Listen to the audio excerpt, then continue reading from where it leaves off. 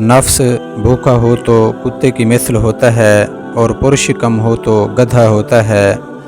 हुजूर नबी करीम सल्लल्लाहु अलैहि वसल्लम का फरमान मुबारक है, जिस घर में कुत्ता हो वहाँ फरिश्ते दाखिल नहीं होते।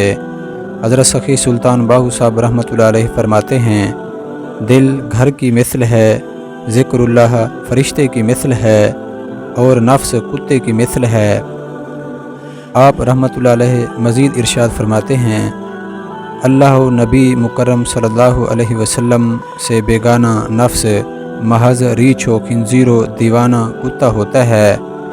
हज़रत सखी सुल्तान बाहू साहब रहमतुल्लाह अलैह फरमाते हैं, इंसान के ज़हर व बातिन का दारो मदार उसके अहवाले नफ्स पर है।